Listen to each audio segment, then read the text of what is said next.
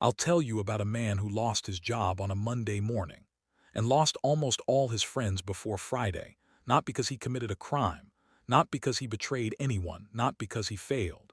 His only mistake was no longer being useful. For years, people called him brother. They ate at his table, borrowed his money, asked for his advice, celebrated his success. Then life knocked him down, and suddenly the people who once couldn't stay away couldn't be found. What happened next taught him a lesson that most people never learn until it's too late. Some people love you. Some people love what you can do for them. And it often takes a storm to reveal the difference. Before life taught James Walker who his real friends were, he was the kind of man everyone wanted to know.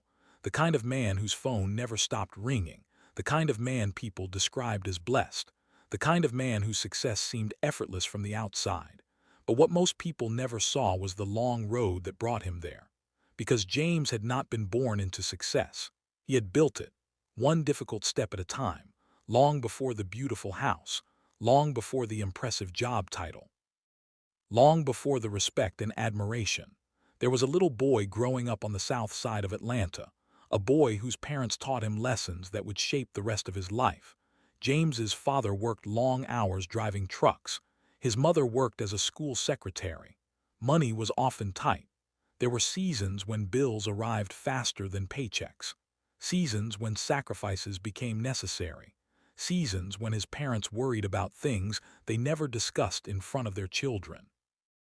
Yet despite those struggles, James never remembered feeling poor, because his parents possessed something more valuable than money: character. His father often told him, "Son, your reputation is built one decision at a time." His mother would add, "And never forget to help people when God gives you the ability." Those lessons stayed with him, even when life became difficult, even when success eventually arrived. As a teenager, James developed a reputation for being dependable. Teachers trusted him. Classmates respected him, not because he was the smartest student, not because he was the most talented athlete, but because people could rely on him. If he promised something, he delivered. If someone needed help, he showed up. If a responsibility needed to be handled, James handled it. Over time, he discovered something important. Trust is earned slowly, but once earned, it becomes one of life's most valuable assets. After graduating from college, James entered the corporate world. The beginning was far from glamorous. His first job involved long hours, low pay, endless pressure. Many nights he questioned whether all his hard work would ever amount to anything. While friends enjoyed weekends and vacations, James often worked late. While others spent freely, he saved carefully. While many searched for shortcuts, he focused on growth. Year after year, he continued climbing. Not because opportunities were handed to him, because he prepared himself for them. Managers noticed his work ethic. Executives noticed his leadership. Clients noticed his professionalism. Slowly promotions followed. Then bigger responsibilities. Then bigger opportunities. Until eventually James became a senior manager at one of the most respected companies in the city. The position brought financial security, professional recognition, and a level of influence he had never imagined as a young man. But what made James different from many successful people was this: success never made him forget where he came from. He still remembered the struggles, the sacrifices, the people who helped him when he had nothing. And because he remembered, he became generous. Very generous. Over the years, countless friends benefited from that generosity. One friend needed help paying rent. James quietly assisted him. Another friend faced unexpected medical expenses. James stepped in without hesitation. Someone needed help starting a business. James offered support. A church member lost their job. James connected them with opportunities. A family faced financial hardship. James anonymously paid several bills. Most people never knew how many lives he touched. Because James never helped people for recognition. He helped because he believed blessings were meant to be shared. His generosity extended beyond money. Perhaps even more valuable was his willingness to give time. Many younger professionals viewed James as a mentor. His office door was always open. Employees regularly sought his advice. Some came with career questions. Others came with personal struggles. James listened patiently, encouraged freely, guided thoughtfully. Several individuals who later became successful leaders often credited James for helping them during critical moments in their careers. One young employee once told him, "You believed in me before I believed in myself." James never forgot those words, because he understood the power of encouragement. Sometimes a person's future changes because someone takes the time to believe in them. Outside of work, church played a major role in his life. Every Sunday, James and Sarah arrived early. They served faithfully, supported church programs, volunteered whenever help was needed. The church community admired him deeply, not because he sought attention, because he genuinely cared. If a family experienced loss, James visited. If someone needed prayer, James prayed. If a project required volunteers, James was usually among the first to offer assistance. People often described him as dependable, consistent, faithful. The type of person every community hopes to have. At church events, people naturally gathered around him, not because of his success, because of his character, or at least that was what James believed. Then there was Sarah, the greatest blessing of his life. James met her during his late 20s. From the beginning, there was something different about her. She was kind, grounded, authentic. Unlike many people, Sarah seemed completely uninterested in status. She cared about character, integrity, faith, and family. The qualities that mattered most to James.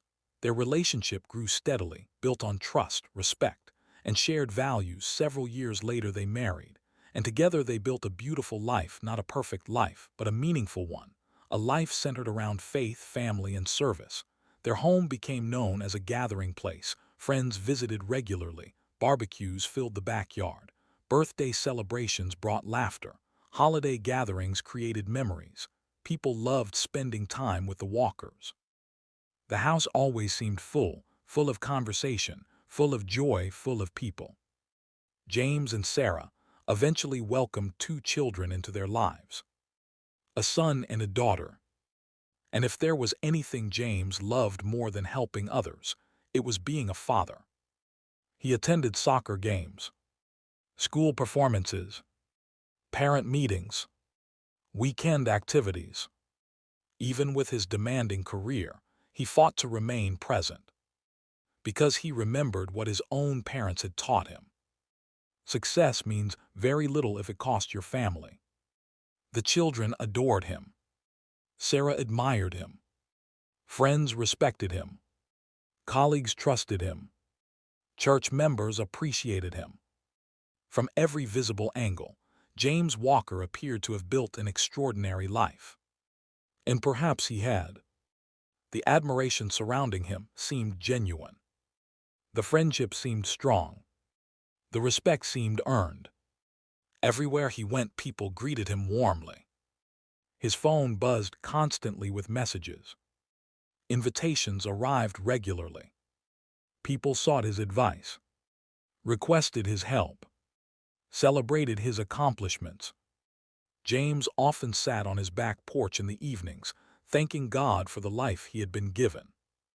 A loving family, meaningful work, financial stability, strong friendships, a supportive church community. He felt blessed, deeply blessed. More importantly, he felt secure, because he believed the people around him genuinely loved him. He believed the relationships in his life were built on something solid, something lasting, something real. And perhaps that was the greatest illusion of all. Because sometimes life waits until everything feels secure before revealing what was never secure at all. And soon, without warning, the first crack would appear. A simple email, An unexpected meeting. A conversation that would change everything. The storm was coming. James just couldn't see it yet. There are moments in life that divide everything into two parts: before and after, moments so powerful that you can remember exactly where you were, exactly what you heard, exactly how you felt. For James Walker, that moment arrived on an ordinary Monday morning, the kind of morning that seemed completely forgettable, the kind of morning that gave no warning that life was about to change forever. The alarm rang at 6:00 a.m. James followed his usual routine: a quick shower, breakfast with Sarah, coffee, a brief conversation about the children's school activities. Nothing felt unusual, nothing felt different. As he backed his car out of the driveway, Sarah waved from the front porch. James smiled and waved back. Neither of them knew that by the end of the day, their lives would look completely different. The drive to work felt routine. Traffic moved steadily. The radio played softly. James mentally reviewed meetings scheduled for the week.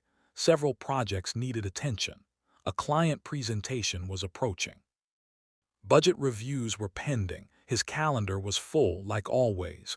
When he entered the office building, employees greeted him warmly. "Morning, James. To see you. You had a great weekend."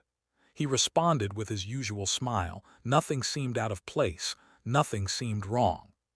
At 8:17 a.m., everything changed. An email appeared in his inbox.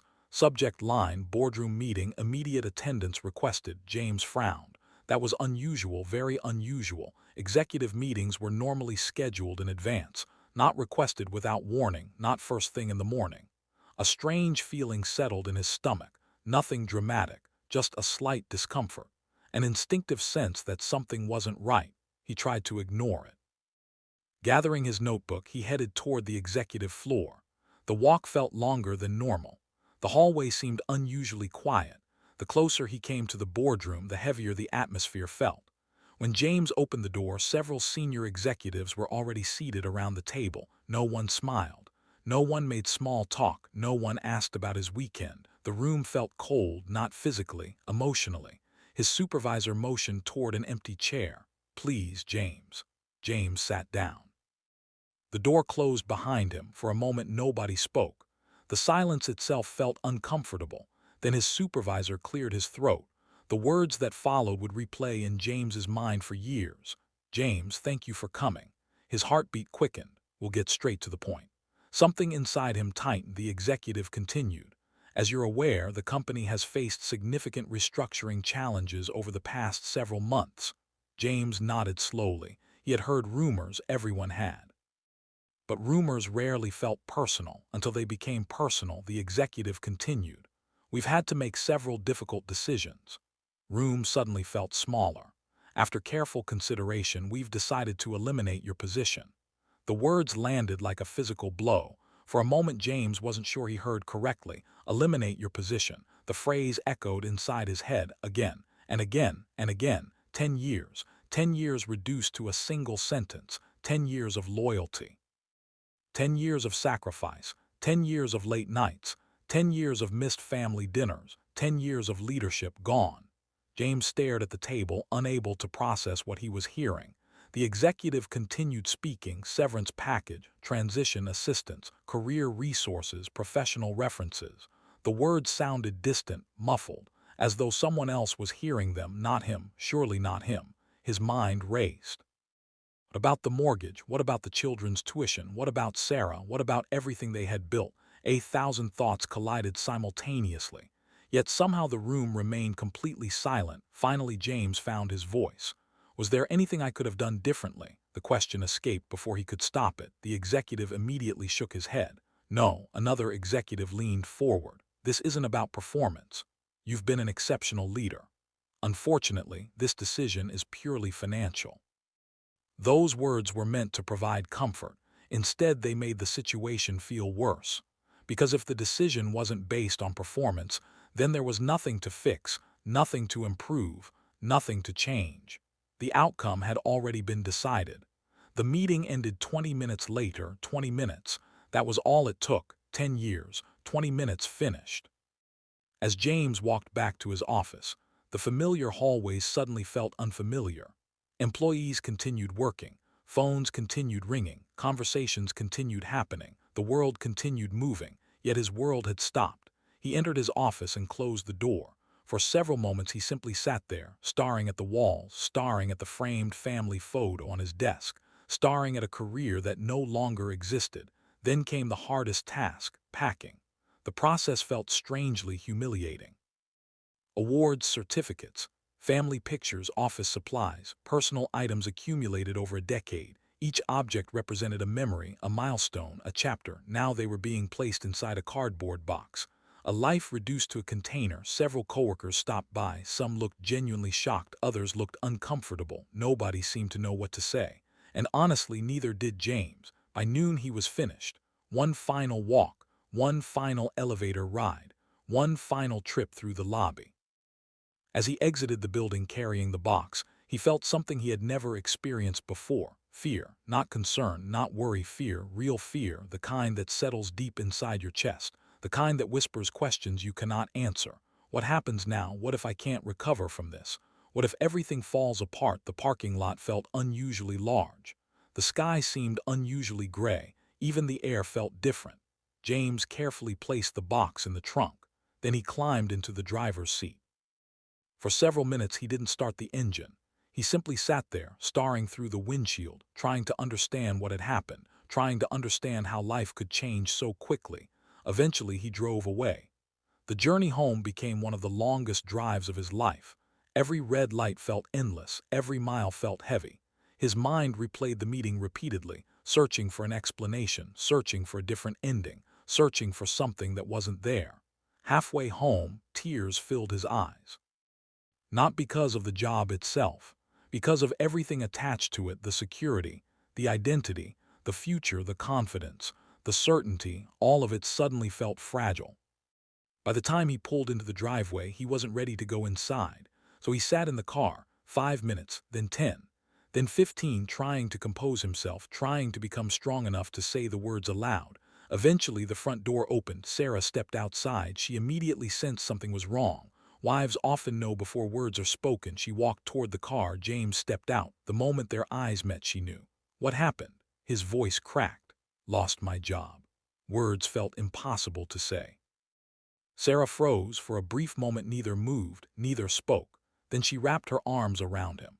And for the first time that day, James stopped trying to be strong. The tears came, not dramatic, not uncontrollable, just honest. The tears of a man watching certainty disappear. Together they walked inside. The conversation that followed was one of the hardest of their marriage. They sat at the kitchen table, the same table where they had celebrated promotion, birthdays, achievements, dreams.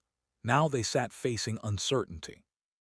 James explained everything, the meeting, the restructuring, the severance package, the elimination of his position. When he finished, silence filled the room. Finally, Sarah reached across the table and squeezed his hand. We'll get through this. James looked down. I don't know. Will. What if? Sarah interrupted gently. We will. Because she wasn't afraid, she was terrified, but someone had to hold on to hope, at least for the moment. Later that evening, the children noticed the tension. His daughter looked up from the dinner table. Dad, why are you home early? James forced a smile. The question pierced deeper than she realized. He exchanged a glance with Sarah, then spoke carefully. Daddy's going to be looking for a new job. Children looked confused. His son frowned. Did you quit? James shook his head. No, they fire you. The innocence of childhood leaves little room for delicate wording. James swallowed hard. They had to make some changes. His daughter tilted her head. Are we okay? The question nearly broke him. Because beneath those 3 simple words lived every fear he carried, the mortgage, the bills, the future, everything. James smiled, a real smile this time, because regardless of what happened next, he wanted them to remember this moment. We're okay. And in that moment he believed it, or at least he wanted to. That night after everyone went to bed, James sat alone in the living room. The house was quiet, the future wasn't. Questions filled his mind, worries filled his heart. Yet somewhere beneath the fear remained a small measure of confidence. After all, he had experience. He had qualifications. He had relationships. He had built a strong reputation. Surely another opportunity would come. Surely this was temporary. Surely things would work out. What James could not know was that losing his job would not become the hardest part of his journey. The hardest part was still ahead. Because unemployment would reveal something far more painful than financial uncertainty. It would reveal the true nature of many of the people he called friends, and that revelation was about to begin. There is a particular kind of pain that does not arrive all at once. It does not announce itself with a dramatic confrontation. It does not walk through the front door and introduce itself. Instead, it arrives quietly, slowly, almost politely. At first, James Walker did not notice it. In the weeks following the loss of his job, he remained optimistic. He woke up early each morning, updated his resume, contacted recruiters, and filled out applications. He reassured Sarah that everything would be fine. Spent 10 years building relationships, he told her one evening while sitting at the kitchen table. Someone will call. Sarah smiled and squeezed his hand. She wanted to believe him. James wanted to believe himself. For a while, life seemed normal. A few friends called to check on him. Several church members promised to pray for him. Former colleagues sent encouraging messages. Everything felt supportive. Everything felt sincere. Then the silence began. It started with small things. One Saturday morning, James noticed that his friend Michael had not called in over a week. That was unusual. Michael normally called several times each week, sometimes just to talk, sometimes to ask for advice, sometimes because he needed a favor. James assumed Michael was simply busy. A few days later, he sent him a text. "Hey Michael, hope you're doing well." Message showed as delivered, no response. Hours passed, then a day, then 2 days, nothing. James shrugged it off. People had lives, people got busy. There was no reason to overthink it, or so he told himself. A week later, he noticed something else. His phone had become strangely quiet, not completely silent, just quieter than before. The group chats that once buzzed with activity continued without him. Conversations seemed shorter whenever he participated. Responses that once came instantly now took hours, sometimes days, sometimes they never came at all. The difference was subtle, but it was there, and James felt it. One evening he sat on the couch scrolling through old messages. Months earlier, people had constantly reached out, invitations, questions, requests, jokes, plans. Now there was almost nothing. The contrast was impossible to ignore. He began wondering whether he was imagining it. Perhaps he was simply becoming more sensitive because of everything happening. Perhaps stress was affecting his judgment, perhaps. But deep down, another possibility was beginning to form. A possibility he desperately hoped was not true. The following month brought another painful realization. James discovered several friends had attended a dinner gathering together. He learned about it through social media. Photographs filled his screen, smiling faces, laughter, people he had known for years, people who had once called him family, people who had attended barbecues at his house, people who had celebrated birthdays with him. He stared at the photos for several minutes. No one had invited him. No one had even mentioned it. For a moment he considered calling someone, asking what happened, asking why. But what would be the point? An invitation given after being requested is not an invitation, it is pity. And James did not want pity. He put down the phone and tried to ignore the ache growing inside his chest. Yet the feeling lingered, the feeling of being forgot, the feeling of slowly becoming invisible. The weeks continued passing. Applications went unanswered. Savings continued shrinking. Stress settled deeper into his life. And as his struggles became more visible, something else became visible too, the true nature of many relationships around him. One afternoon, James visited a coffee shop where he often met former colleagues. As he entered, he spotted 2 men from his old office sitting near the window. They saw him immediately. For a brief second, their eyes met. Then something strange happened. Both men quickly looked away. One suddenly became very interested in his phone. The other pretended to be focused on a conversation. James slowed his steps.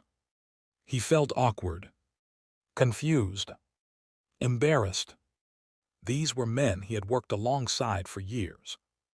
Men who once sought his guidance. Men who praised his leadership. Yet neither made any effort to acknowledge him. James quietly ordered his coffee. He sat alone, and for the first time, he began understanding something difficult. Some people only know how to interact with you when you occupy a position they respect. Once that position disappears, so does their interest.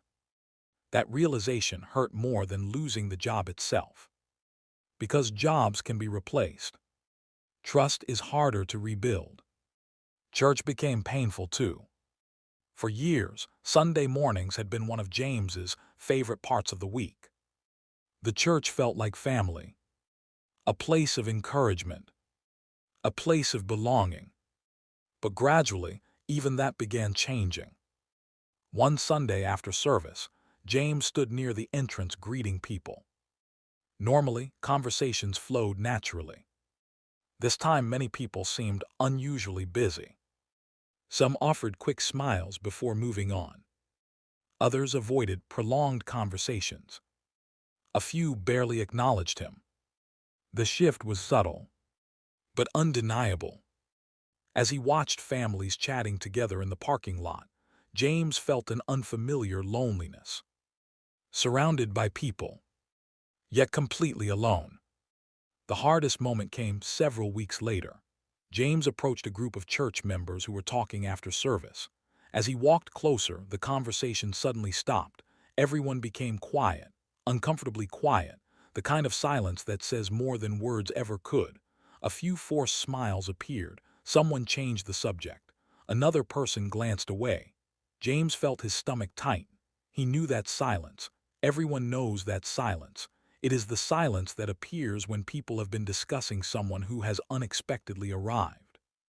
For the remainder of the day, he could not stop thinking about it. Had they been talking about him? Had his struggles become a topic of conversation?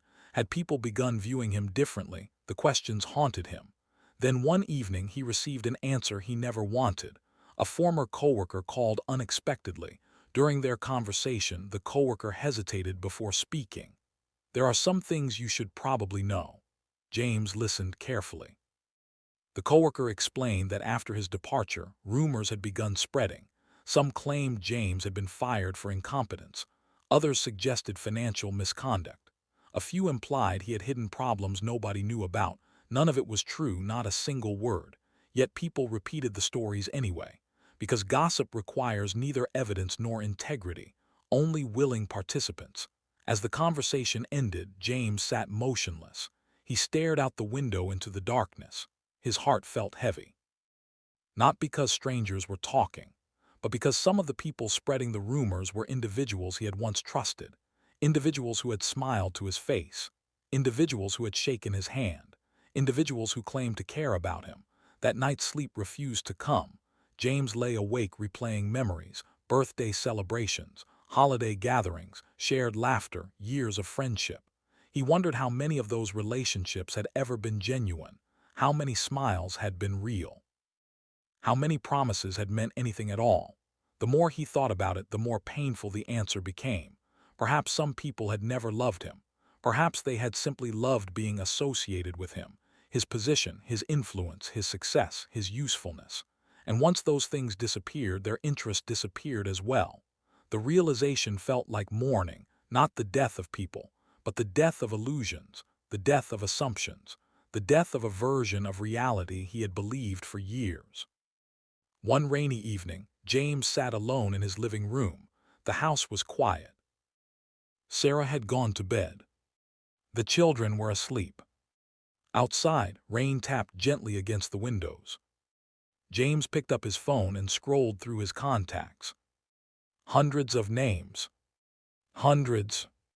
People who once filled his life. People who once called him friend. People who once promised loyalty. Yet when hardship arrived, almost all of them vanished. Not because they physically moved away. Not because they could not help. But because supporting someone in pain often requires something many people are unwilling to give. Presence. It costs nothing. Yet it is one of the rarest gifts in the world. As tears filled his eyes, James lowered his head. For months, he had focused on finding another job. Now he realized something else had been lost. His faith in people. And perhaps that loss hurt even more. With trembling hands, he whispered a prayer into the silence. God, show me who truly belongs in my life. The rain continued falling. The room remained quiet. But far beyond what James could see, life was already preparing an answer. An answer that would arrive from the most unexpected place imaginable. The human spirit can endure many things. It can endure disappointment. It can endure uncertainty. It can endure setbacks that seem impossible to overcome. But there comes a moment when the weight becomes so heavy that even the strongest people begin to bend beneath it. For James Walker, that moment did not arrive all at once. It arrived one bill at a time, one rejection at a time, one sleepless night at a time, one unanswered prayer at a time. By the time winter arrived, nearly 10 months had passed since he lost his job. 10 months of applications, 10 months of interviews that led nowhere, 10 months of waking up every morning hoping today would be different, and 10 months of disappointment waiting for him at the end of nearly every day. The optimism that had carried him through the first few months was beginning to fade. Reality was becoming impossible to ignore. The savings account that once provided comfort had become a source of anxiety. Every withdrawal felt like another piece of security disappearing. Every payment felt like another reminder that time was running out. One evening James sat at the dining room table, surrounded by paperwork. Bills, mortgage statements, utility notices, insurance payments, credit card balances. The pile seemed larger than ever. Sarah sat beside him in silence. Neither knew what to say. The numbers spoke loudly enough. For several minutes they stared at the papers. Then James finally broke the silence. "We can't keep doing this." Sarah lowered her eyes. She already knew what he meant. The conversation they had both been avoiding had finally arrived. The car would have to go. The vehicle represented more than transportation. It represented years of hard work, years of sacrifice, years of success. It was one of the visible signs that life had once been stable. Now it had become something else. A monthly payment they could no longer justify. The following week James drove to the dealership.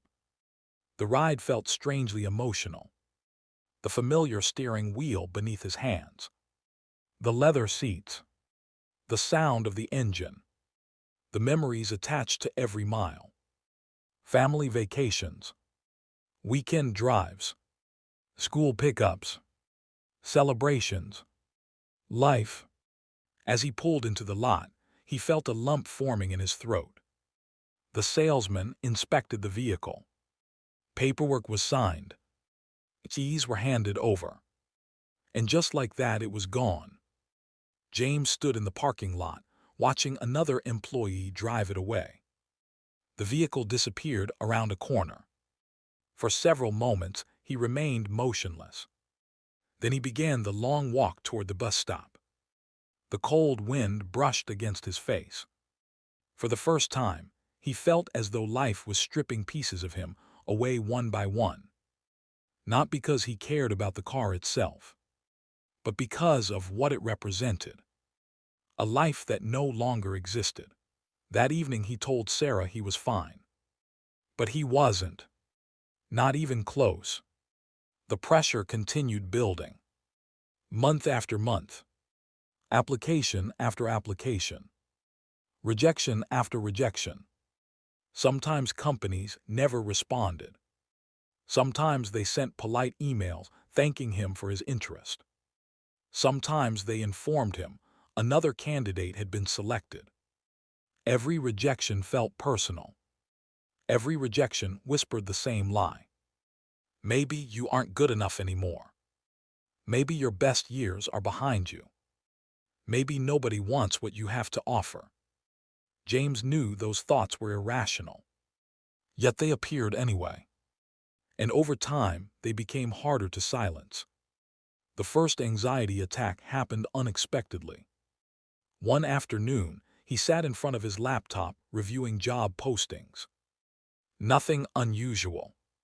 Nothing stressful. At least not more stressful than normal. Then suddenly his chest tightened. His breathing became shallow. His heart began racing. An overwhelming sense of panic rushed through his body. James stood quickly from his chair. The room felt smaller. The walls seemed closer. His hands started trembling.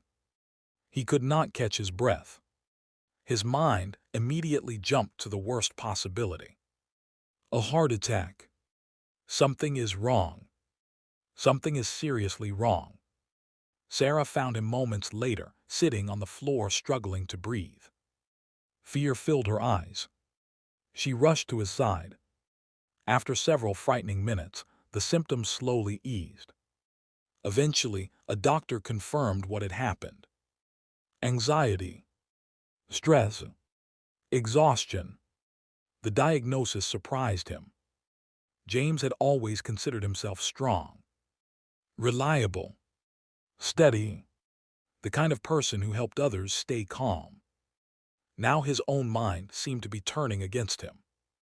That realization frightened him more than the attack itself. Sleep became another battle. Night after night, James lay awake, staring into darkness. Hours passed while his thoughts raced endlessly. What if I never find another job? What if we lose the house? What if I fail my family? What if everyone would be better off without me? The questions arrived every night. And every night they grew louder. 2 o'clock. 3 o'clock. Sometimes 4. James would stare at the ceiling, listening to the silence. Listening to Sarah breathing peacefully beside him. Listening to the distant sounds of rain or passing cars. Listening to fears he could not escape. During the day, he tried to appear strong. But inside he was slowly unraveling. His confidence was disappearing. His identity felt shattered. For most of his adult life, James had been a provider. A leader. A man others depended upon. Now he struggled to recognize himself. One afternoon he stood in front of the bathroom mirror. The reflection staring back looked older, more tired, more defeated. Dark circles rested beneath his eyes. His shoulders seemed heavier. His smile had disappeared. He barely recognized the man looking back at him. And for the first time, a painful question entered his mind. Who am I if I am no longer successful? The question haunted him, because so much of his identity had become connected to achievement, his career, his income, his reputation, his accomplishments. Now that those things were disappearing, he felt lost, as though he no longer knew his own value. The loneliness only made everything worse. The friends who once crowded his life remained absent. The invitations never returned, the messages never came, the calls never arrived. At first James felt disappointed, then hurt, then angry. Eventually he felt nothing at all. He stopped expecting people to check on him. He stopped reaching out. He stopped hopping. The silence became normal. One particularly difficult evening, Sarah found him sitting alone in the garage. The lights were off. The room was cold. James sat quietly in a folding chair, staring into nothing. Minutes passed before he spoke. I think everyone has forgotten about me. Sarah's heart broke. She moved closer and took his hand. You are not forgotten. James shook his head. His voice cracked. I don't mean just people. Tears filled his eyes. I think God has forgotten me too. The words hung heavily in the darkness. Sarah remained silent for a moment. Then she wrapped her arms around him. For several minutes neither spoke. James finally allowed himself to cry. Not the quiet tears he hid from others. Not the controlled tears he wiped away quickly. These were different. Months of pain. Months of fear. Months of disappointment. Months of loneliness. Everything came pouring out. The garage echoed with the sound of a broken man, grieving a life he no longer recognized. And when the tears finally stopped, exhaustion settled over him. The kind of exhaustion that reaches beyond the body. An exhaustion of the soul. That night James sat alone by the living room window. Rain tapped softly against the glass. Streetlights shimmered on wet pavement. The house was silent. Sarah was asleep. The children were asleep. And for the first time in months, James stopped asking God for a job. He stopped asking for financial relief. He stopped asking for opportunities. Instead, he whispered a different prayer. A simpler prayer. A more desperate prayer. God, if you're still there, help me. The room remained silent. The rain continued falling. Nothing appeared to change. But what James could not see was that his life was approaching a turning point. Because sometimes the greatest transformations begin at the exact moment a person believes there is nothing left. Sometimes rock bottom is not the end of the story. Sometimes it is the place where a new chapter quietly begins. Sometimes the people who save us are not the people we expect. Sometimes they are not lifelong friends. Sometimes they are not family. Sometimes they are not the people who promise to always be there. Sometimes they are simply the people God sends when everyone else leaves. The answer to James's prayer arrived on a Tuesday afternoon. The day itself seemed ordinary. James sat at the kitchen table reviewing job postings he had already seen dozens of times before. His coffee had gone cold. The house was quiet. His motivation was running low. The familiar feeling of disappointment hovered over him like a storm cloud. Then his phone rang. James glanced at the screen. The name meant very little to him, Mr. Johnson, an elderly man from church. James knew him only through brief conversations after Sunday services, a handshake here, a greeting there, nothing more. Curious, he answered. Warm voice responded. James, this is Walter Johnson. Mr. Johnson, how are you, sir? I'm doing well. But that's not why I'm calling. James sat upright. Something in the old man's voice felt different. I heard you've been having a difficult season. For a moment James said nothing. He wasn't sure how to respond. Most people avoided discussing his situation. Most people pretended not to notice. But Mr. Johnson spoke openly, directly, honestly. Sir, James finally replied, it's been challenging. There was a brief silence. Then Mr. Johnson spoke again. Would you mind if I stopped by this afternoon? James hesitated. He wasn't used to visitors anymore, but something told him to say yes. Of course. 3 hours later, an old pickup truck pulled into the driveway. James watched from the window. Mr. Johnson stepped out slowly. His hair was completely gray, his shoulders slightly bent with age.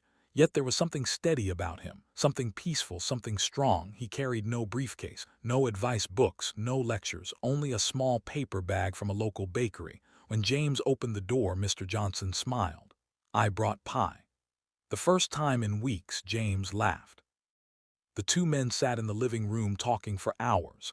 At first the conversation remained casual, church, family, weather, life. Then gradually it became deeper, more personal. Eventually Mr. Johnson leaned back in his chair. His expression changed. I know what you're feeling. James looked surprised. No offense, sir, but I don't think anyone really understands. The old man nodded. I lost everything when I was 47. Room became quiet. James stared at him. What do you mean, Mr. Johnson smiled sadly. My business collapsed. James listened carefully. The old man continued. I own 3 stores. His eyes drifted toward the window. I thought I was successful. I thought I was secure. I thought I had control. Then his expression darkened. But life had other plans.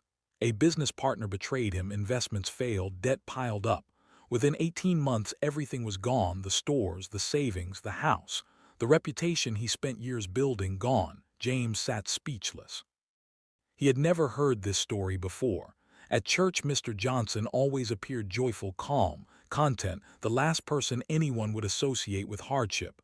What happened? James asked. Mr. Johnson smiled. I survived. Answer seemed almost too simple. But the old man continued. No, son. You don't understand. His voice softened. I survived losing things. But first, I had to survive losing myself. Those words struck James deeply, because that was exactly what he was experiencing. Not simply financial loss, identity loss, the feeling that he no longer knew who he was. Mr. Johnson seemed to read his thoughts. You think this season is about employment? James nodded. Isn't it? The old man shook his head. No. James frowned. Then what's it about? Mr. Johnson leaned forward. It's about discovering who you are when everything you've depended on disappears. The room became silent. James felt those words settle deep inside him. For months, he had believed his greatest problem was unemployment. Maybe the problem was bigger. Maybe the real battle was happening inside him. That first visit lasted nearly 4 hours. When Mr. Johnson finally left, something felt different. The circumstances had not changed.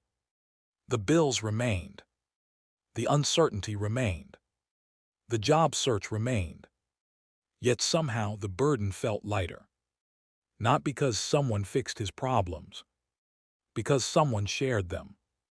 The following week Mr. Johnson returned.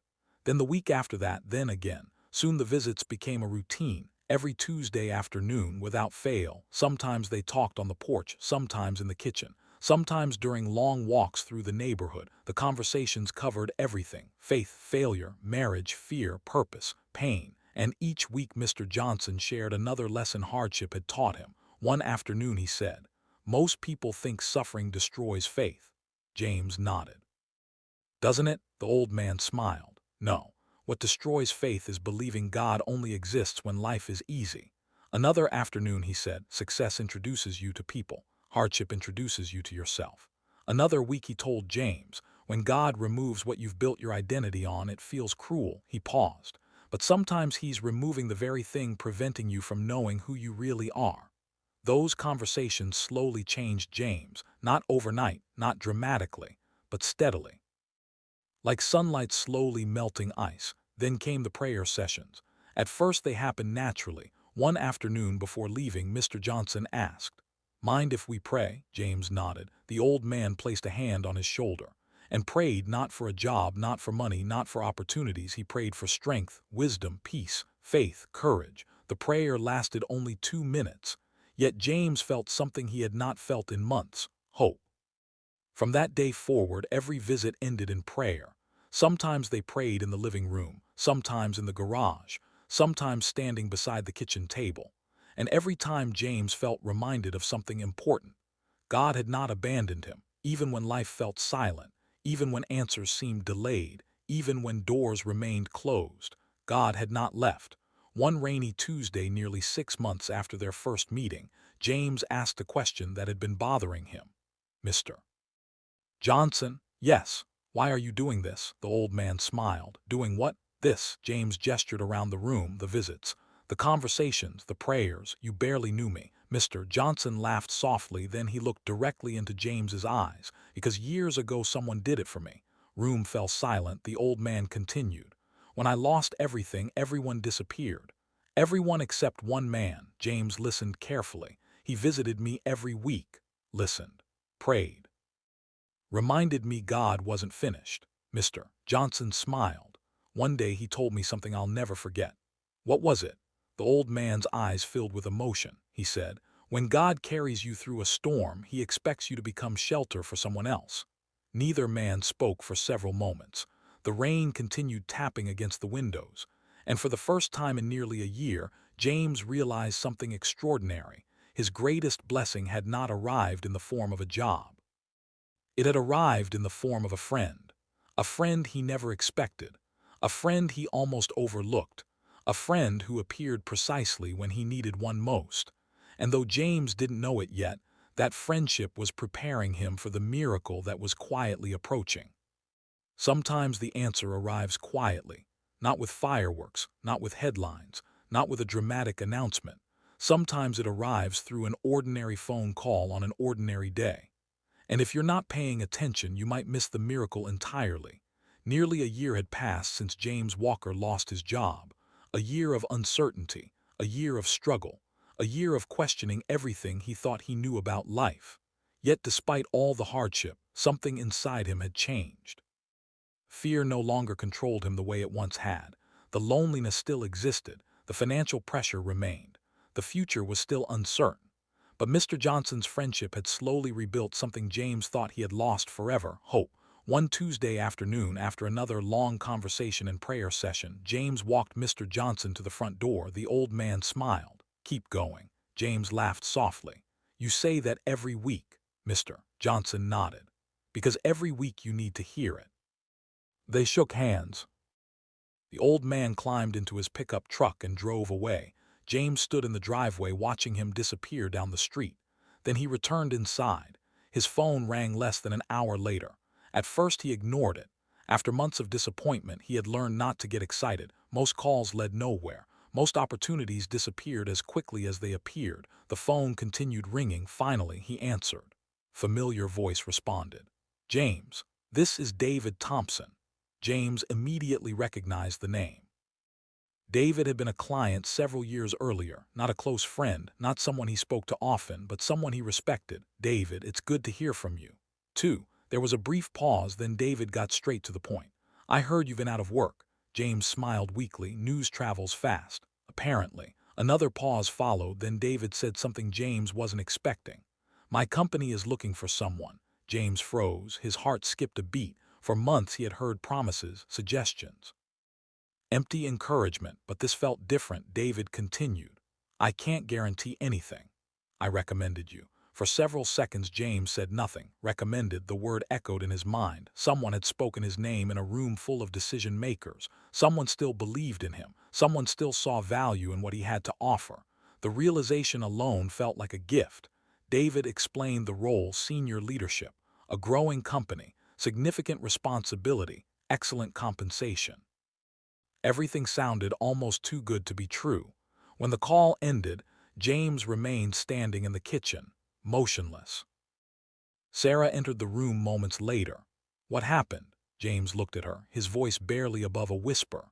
"I think something just changed." The following week brought the first interview, and with it came something James had not expected: fear, not fear of failure, fear of hope. Because hope is dangerous when you've been disappointed enough times. For months he had protected himself from optimism. He had learned not to expect too much, not to believe too quickly, not to imagine outcomes before they happened. Now suddenly opportunity stood before him, and he didn't know how to trust it. The night before the interview he barely slept. Questions raced through his mind. What if I'm not ready anymore? What if I've forgotten how to do this? What if they see something I don't? What if I fail? The old doubts returned, the same doubts that had haunted him throughout the previous year. At 2 in the morning he sat alone in the living room, unable to rest, unable to think clearly. Eventually he bowed his head. "God, if this door isn't meant for me, close it." He paused, then added something else. "But if it is, help me walk through it." The next morning James arrived 30 minutes early. The office building stood taller than he remembered. The lobby felt intimidating. The people seemed successful, confident, accomplished. For a brief moment he felt like an outsider, a man who no longer belonged in rooms like this. Then he remembered something Mr. Johnson often said: "Never let your current circumstances rewrite your history." James had spent decades building experience, leading teams, solving problems, creating results. One difficult year could not erase an entire lifetime of capability. He straightened his shoulders and walked inside. "I do not want collage pictures or image," and walked inside. The first interview lasted nearly 2 hours. The second lasted 3. The third included senior executives. The fourth included the CEO. With each conversation, James felt his confidence returning, not because he was trying to impress people, because he was beginning to remember who he was. The skills were still there. The wisdom remained. The leadership had never disappeared. Hardship had shaken his confidence, but it had not erased his value. Weeks passed. Then came silence. Again, the waiting began. Every morning James checked his email, nothing. Every afternoon he checked his phone, nothing. Days stretched into another week. The uncertainty became unbearable. One afternoon he sat on the porch staring into the distance. Mr. Johnson sat beside him. Neither spoke for several minutes. Finally James sighed. "I thought maybe this was it." Mr. Johnson nodded. "It still might be." "Doesn't feel that way." The old man smiled. "Good." James frowned. "What? You're learning." "Learning what?" "To trust God more than outcomes." The words lingered. James understood exactly what he meant. For months he had prayed for a job. Now perhaps God was teaching him something greater, to trust even when answers were delayed, to believe even when evidence was absent, to keep walking even when the destination remained hidden. 3 days later the phone rang. James almost didn't answer. The number was unfamiliar. Something told him to pick up. "Hello?" The voice on the other end was cheerful, professional, confident. "James Walker." "Yes." "This is Rebecca Morgan from Sterling Industries." James stood immediately. His heart began pounding. "We've completed the interview process." Room suddenly felt smaller. His breathing slowed. Every nerve in his body became alert. Rebecca continued. "We would like to formally offer you the position." Silence, complete silence. For a moment James couldn't speak. Nearly 12 months of pain flashed through his mind. The rejection emails, the sleepless nights, the anxiety, the loneliness, the fear, the tears, all of it. And now this moment. Rebecca continued discussing salary, benefits, start dates, details. James barely heard any of it, because tears had already filled his eyes. When the call finally ended, he stood motionless in the middle of the kitchen. Sarah looked up from across the room. Immediately she knew. "James." He couldn't speak. He simply nodded. Sarah covered her mouth. Tears instantly appeared. The two of them embraced. Months of pressure, months of uncertainty, months of fear, all released at once. For several minutes neither spoke. Neither needed to. The moment said everything. That evening, the family gathered around the dinner table. The atmosphere felt different. Lighter, brighter. Hope had returned. The children celebrated. Sarah cried more than once. And for the first time in nearly a year, laughter filled the house again. Later that night there was one more stop James needed to make. He drove across town, parked outside a small house, and knocked on the door. A few moments later Mr. Johnson opened it. The old man looked surprised. Then he saw James's face, and immediately understood. A smile spread across his face. "You got it." James nodded. The old man's eyes filled with tears. Before James could say anything, Mr. Johnson wrapped him in a hug. Neither man spoke for several moments. Finally Mr. Johnson stepped back. "I told you." James laughed through tears. "Told me what?" The old man smiled. "God wasn't finished." That night, as James drove home beneath a sky full of stars, he realized something important. The job was a blessing, a tremendous blessing. But it was not the greatest miracle of the past year. The greatest miracle was the man he had become while waiting for it. Because somewhere between losing everything and finding his way again, James had discovered something success had never taught him. That your value is not determined by your position. Your worth is not determined by your income.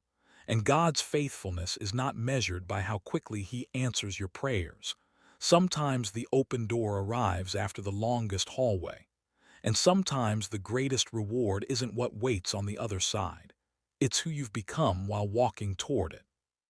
Success has a strange way of attracting people, not because success changes who you are, but because success changes how certain people see you. For nearly a year, James Walker had experienced silence, a silence that revealed more than words ever could. The phone calls stopped. The invitations disappeared, the friendships faded. The people who once crowded his life slowly vanished when life stopped benefiting them. Then something changed. The job offer became official. James started his new position. Word began spreading. And almost immediately the silence ended. The first message arrived on a Thursday morning. James was sitting at his new office desk reviewing reports when his phone vibrated. The name on the screen surprised him. Michael. For a moment James simply stared at it. The same Michael who had disappeared months earlier. The same Michael who never returned messages. The same Michael who seemed to forget James existed during the hardest season of his life. The message read, "Brother. Long time. Hope you're doing well." We should catch up soon. James leaned back in his chair. A year earlier, that message would have made him smile. Now it made him think, not because he was angry, because he finally understood. People reveal themselves through consistency, not convenience. He typed a polite response. Good hearing from you. Hope you're doing well too. Nothing more, nothing less. A few days later, another message arrived. Then another, then another. Names James had not seen in months suddenly began appearing on his phone. Former colleagues, old acquaintances, friends who disappeared during the storm. Everyone seemed eager to reconnect. One afternoon, Sarah noticed James laughing quietly while scrolling through his phone.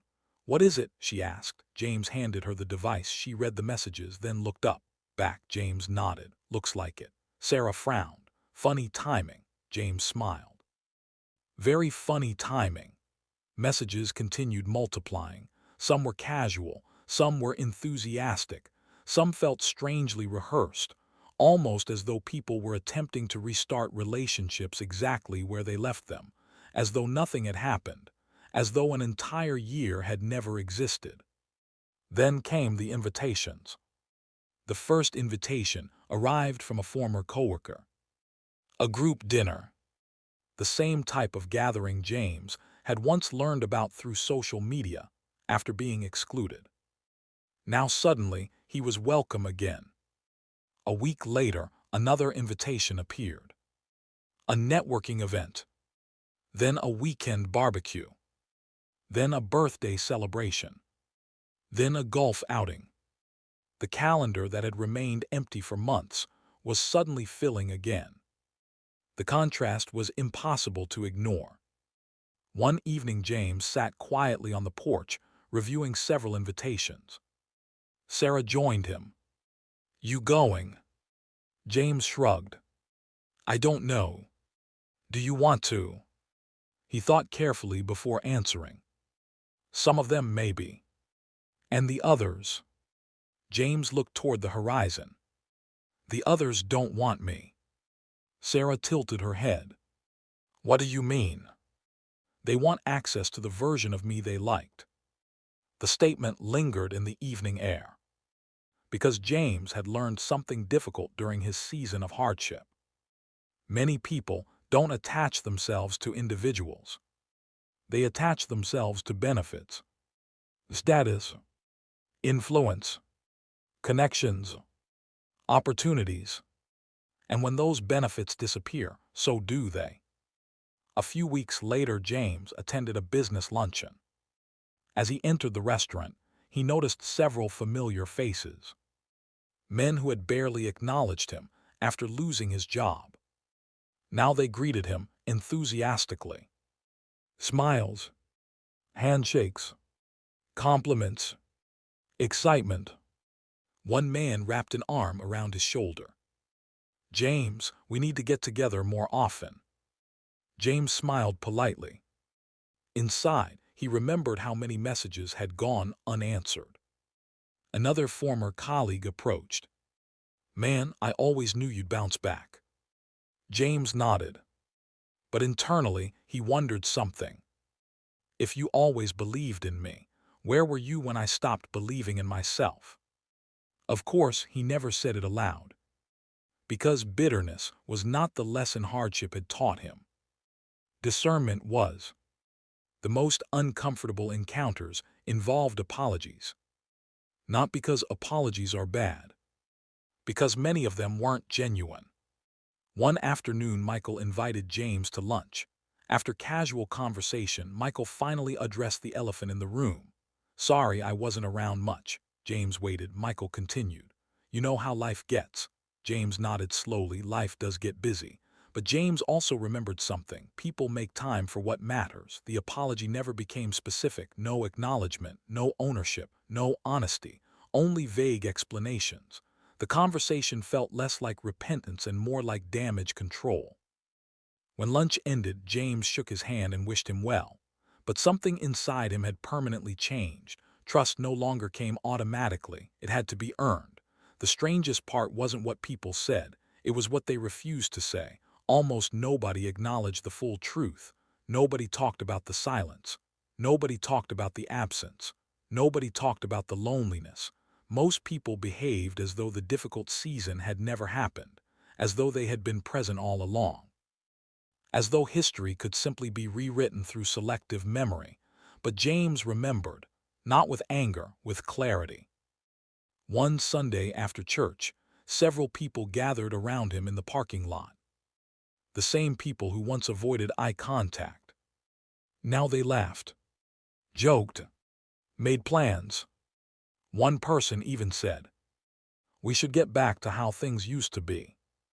The statement caught James off guard, because deep down he knew something. Things could never go back to how they used to be.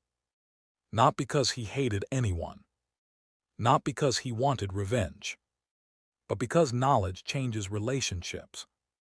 And once you've seen who someone becomes during your worst season, you cannot unsee it.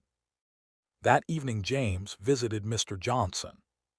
The two men sat on the porch drinking coffee as the sun disappeared below the horizon.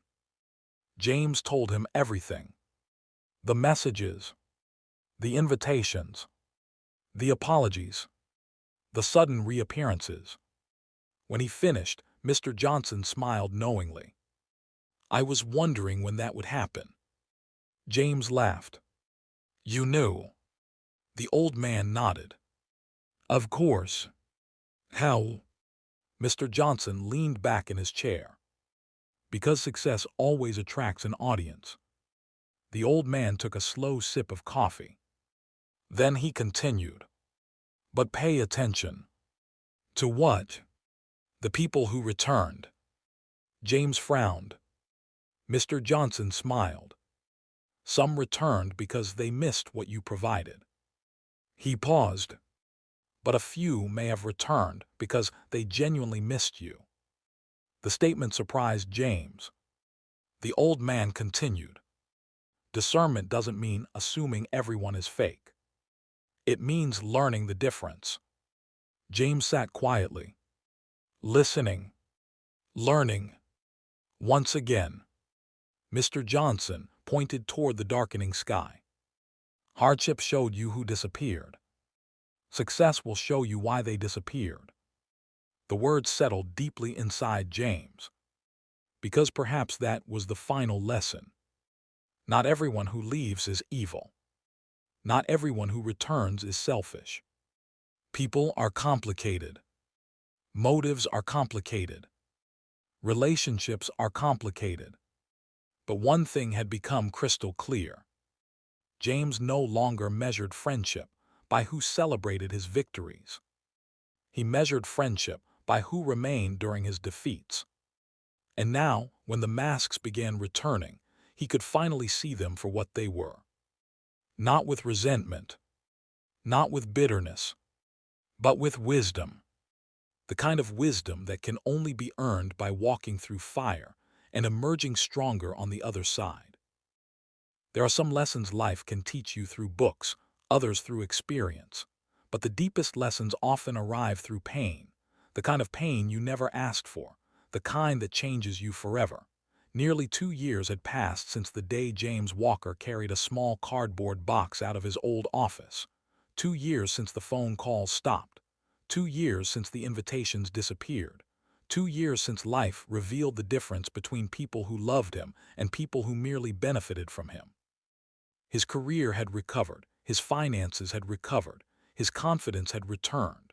But the greatest change was not visible from the outside. It had happened within him. One autumn afternoon, James sat alone beside a quiet lake near his home. The water reflected the golden colors of the setting sun. The air was cool, peaceful, still. He often came there when he needed time to think. And on that particular day, his thoughts drifted back over everything that had happened: the job loss, the fear, the loneliness, the unanswered calls, the empty promises, the friendship of Mr. Johnson, the new opportunity, the return of old acquaintances. The entire journey felt like a lifetime compressed into a single season. As he watched leaves drift across the water, he realized something. The hardest year of his life had also been the most valuable, because hardship had taught him what comfort never could. For most of his life, James believed friendship was measured by presence. How often someone called, how frequently they showed up, how many celebrations they attended, how loudly they supported him. But experience had taught him otherwise. Presence means very little when circumstances are favorable. Almost everyone enjoys standing beside success. Almost everyone enjoys celebrating victories. Almost everyone enjoys sharing the spotlight when life is going well. The true test comes when the spotlight disappears, when the applause stops, when the benefits disappear. When supporting someone requires sacrifice instead of convenience, that is when loyalty reveals itself. James remembered something Mr. Johnson once told him. Loyalty is expensive. At the time, he hadn't fully understood. Now he did. Because loyalty costs time, it costs effort, it costs comfort. Sometimes it costs reputation. Sometimes it requires standing beside people when there is absolutely nothing to gain. And that is why it is so rare. Many people offer support when support is easy. Few offer support when support becomes costly. James had spent years surrounded by people. Yet during his darkest season, he discovered that being surrounded and being supported are not the same thing. The realization no longer hurt. It simply made him wiser. Because wisdom is often born from disappointment, not bitterness. Wisdom, there is a difference. Bitterness says, never trust anyone. Wisdom says, trust carefully. Bitterness builds walls. Wisdom builds discernment. Bitterness isolates. Wisdom observes, and James had chosen wisdom. As the sun continued sinking toward the horizon, another thought entered his mind: character. The word seemed simple, yet it had become one of the most important lessons of his life. Before losing his job, James often admired successful people, influential people, popular people, respected people, people everyone seemed to know, people everyone seemed to praise. Now he understood something deeper. Popularity and character are not the same thing. Popularity is public, character is private. Popularity is measured by attention. Character is measured by integrity. Popularity grows when people are watching. Character remains when nobody is watching. Some of the most admired individuals he had known vanished when his circumstances changed. Meanwhile, one elderly man with no desire for recognition had quietly demonstrated more character than all of them combined. Mr. Johnson never posted inspirational messages online, never gave motivational speeches, never sought admiration. Yet week after week he showed up, week after week he listened, week after week he prayed, week after week he remained. And in doing so, he revealed something extraordinary. Character is not what people say. Character is what people consistently do. That realization changed how James viewed relationships forever. No longer was he impressed by promises. He paid attention to patterns. No longer was he moved by grand declarations. He watched behavior. No longer was he fascinated by popularity.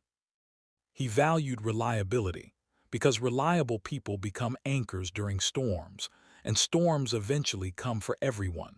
The lake remained silent. The sky slowly darkened. James smiled as another memory surfaced. The prayer. The one he whispered on that rainy evening when everything seemed lost. God, show me who truly belongs in my life. At the time, he believed God would answer by removing people. But looking back, he realized the answer had been far more beautiful. God had not simply removed people. He had revealed people. The difference mattered, because hardship doesn't always change those around you. Sometimes it simply exposes them. The crisis had acted like a spotlight, revealing motives, revealing priorities, revealing character, revealing hearts. Some people disappeared. Others remained. And through that process, truth became impossible to ignore. What once felt like abandonment had actually become clarity. James finally understood why painful seasons often produce powerful revelations. Because comfort hides things. Hardship exposes them. Comfort allows masks to remain in place. Hardship removes them. Comfort allows relationships to appear stronger than they are. Hardship tests their foundation. And every relationship eventually faces that test. As darkness settled over the lake, James stood and began walking home. The path ahead was illuminated by small lights along the trail. And somehow that felt symbolic, because life rarely reveals the entire journey at once. Usually, it provides enough light for the next step. Then the next. Then the next. And Faith is choosing to walk anyway. Before reaching his car, James paused. One final lesson settled into his heart. The lesson that mattered most. Genuine friendship is one of life's greatest treasures. Not because genuine friends are perfect. Not because they never fail. Not because they always know the right thing to say. But because they stay. They stay when circumstances change. They stay when benefits disappear. They stay when success fades. They stay when struggle arrives. They stay when staying becomes difficult. Anyone can celebrate with you when life is winning. Genuine friendship reveals itself when life is losing. And once you find people like that, cherish them. Protect them. Appreciate them. Because they are rare. Far rarer than wealth. Far rarer than status. Far rarer than influence. James thought about Mr. Johnson, the man who had arrived when everyone else disappeared. The man who had become family without ever trying to. The man who taught him that friendship is not proven during celebrations. It is proven during suffering. And suddenly James understood the greatest truth of all. The worst season of his life had never been about losing a job.